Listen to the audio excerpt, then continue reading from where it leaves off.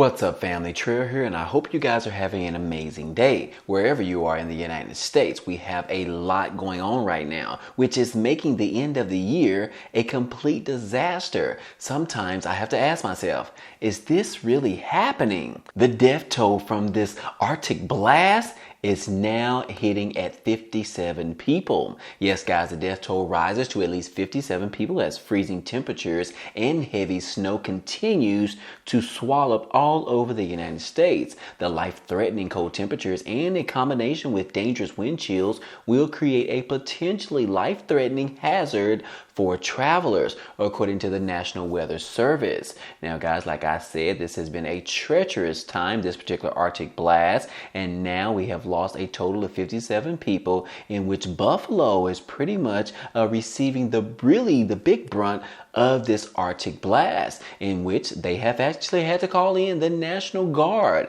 And now the National Guard is taking time to check homes in Buffalo during this winter blast. Yes, guys, they are looking for individuals that are still left in their homes that may not be able to get out, checking on them, because a lot of people have actually died from this because they don't have heat in their homes. So anyways, guys, the National Guard has going door to door to check on individuals to just see if they are doing okay, in which the National Guard is also struggling as well, guys, because they ended up getting stuck in this particular Arctic blast in the snow. Their vehicles have been known to get caught up in the snow, in which they needed assistance just to get out. So anyways, guys, yes, if you are definitely in this area or in other areas that have been affected by this storm, I will continue to keep you in our prayers, as well as those 57 individuals that have lost their lives because of this Arctic blast. Again, I will encourage you to join me with keeping those in our prayers in the meantime. But anyways, guys, moving on. Hey, we do have a plane that left from China to Milan, in which half of the passengers ended up having COVID, according to these latest reports. It says that nearly half of the passengers on two recent flights from China to Milan tested positive for COVID-19, according to some Italian health officials. Now, about 38% of passengers on one flight into Milan's airport tested positive for COVID-19, as did about 52% of those on the second flight did. Yes, guys, Italy will begin testing all new arrivals from China and sequencing the tests for new variants amid China's surge in COVID-19 cases. So again, guys, we talked about this previously, that once they release this zero tolerance for COVID-19 in China, we are expected to get up to 1 million deaths in China alone. This could be a huge thing, guys. What is this world coming to? This is a complete disaster. Here in the United States, we are thinking that COVID-19 is almost over and we don't have to deal with it once again. But now that you have this newly country, China, being infected, guys, this could get worse than what we initially thought, in which now the United States has stepped up their game, and now they are requiring negative COVID tests from any travelers coming into the United States from China. Yes, it says right here that restrictions come in response to the surge of infections across China after Beijing lifted their strict policies to contain the virus. And it says that the United States will require a negative COVID-19 test for travelers from China, according to health officials. The health officials said on Wednesday that the new policy, which will kick off on January the 5th, will apply to all air passengers over 2 years old from China, Hong Kong, and Macau. I don't know how to say that, but please excuse me. But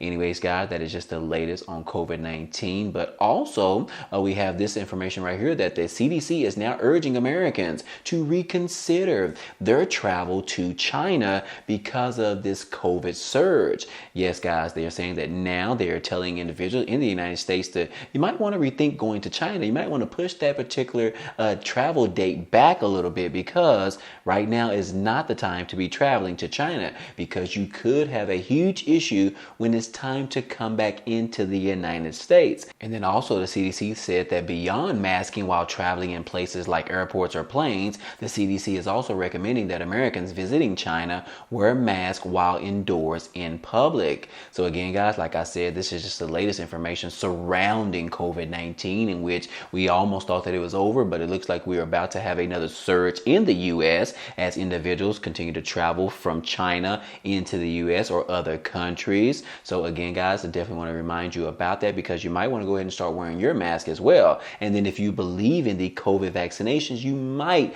want to go ahead and make sure that those are up to date as well with your COVID-19 vaccination, as well as your latest booster shots, in order to fight off the latest variants of the COVID-19. Also, in regards to COVID-19, we did hear recently that 25 governors sent a letter to President Biden pressuring him and his administration to end the public health emergency. Yes, guys, it says right here that in a letter addressed to President Biden, 25 governors argued that the COVID-19 public health emergency should end in April. An estimated 18 million people could lose Medicaid coverage if that actually happens. Yes, right now the public health emergency is set to expire on January the 11th. However, the Biden administration has said that it will provide a 60 days notice before it decides to end the emergency. Now, since no warning has been issued in November, it will likely be extended all the way through the month of April. But the governors are asking Biden to allow the public health emergency to expire in April and to provide states with advance notice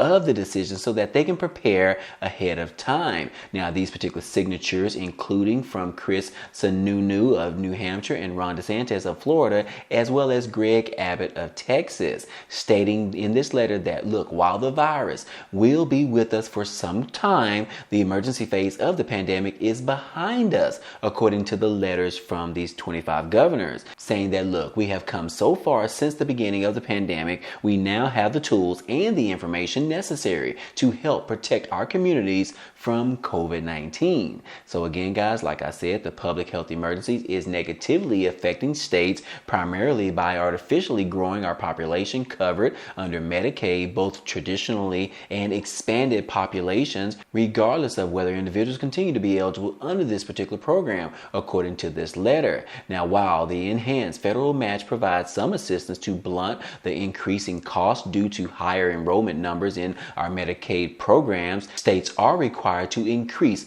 our non-federal match to adequately cover all enrollees and cannot disenroll members from the program unless they do so voluntarily. So again, guys, different governors are upset about this public health emergency because they are having to allow more individuals to be a part of the Medicaid program, which causes more money to be distributed from the states themselves. So these governors are not liking that. They want these individuals that don't necessarily qualify for Medicaid, they want them to be put off of the program. But in order to do that, you have to end the public health emergency. And that is why they are calling on President Biden, as well as the Biden administration, to go ahead and end this. They know that they cannot end it in January, so the next time that they can do this is in April, which means that they have to call for it right now, which is why they have written, these 25 governors have sent this letter to President Biden, urging him to go ahead and end this program right now, to make the announcement to the public and the American people so that they can go ahead and prepare for it in advance. So again, guys, that will probably happen sometime in April. I feel like President Biden is actually going to go ahead and end the public health emergency. But anyways, guys, moving on. Hey, Southwest Airlines is still canceling flights. This has pretty much started right before Christmas. And guys, we are sitting on December the 29th, in which Southwest is still canceling more flights. And yes, guys, this is causing more delays on people traveling around the country, as well as their bags being lost, because their bags ended up being on a flight which ended up traveling, but they ended up canceling the individuals that were supposed to be on that flight. So again, guys, Southwest is really dealing with a tough time right now. And different economists are saying that, look, Southwest Airlines was notified that they should be updating their software a long time ago, in which Southwest made the decision not to do it as of yet, which is pretty much causing these major issues with Southwest Airlines. So again, guys, like I said, travelers are pretty much stranded all over the country right now and trying to get back to their destination in which they started from. But anyways, guys, what can you say? So far, Southwest Airlines has canceled more than 4,100 flights.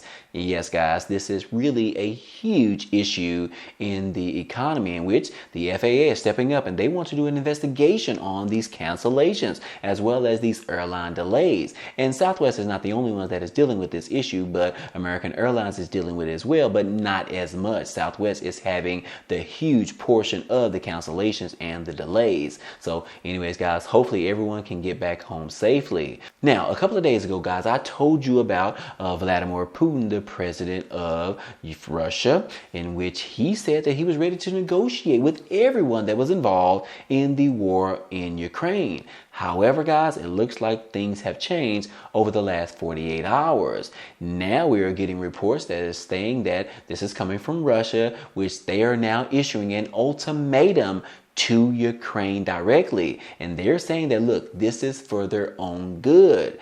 Yes, guys, we just received information that from Russian Foreign Minister Lavrov, which he has said that, look, he is giving Ukraine an ultimatum: fulfill Moscow's demands, including surrendering Ukrainian territory that Russia now controls, or the Russian army will decide the fate of Ukraine. Now, speaking a day after Russian President Vladimir Putin once again said that he was open to some peace talks and ending the war in Ukraine, told Kyiv that it should, for its own good, comply with Moscow's wishes. The point is simple: fulfill them for your own good, otherwise the issue will be decided by the Russian army.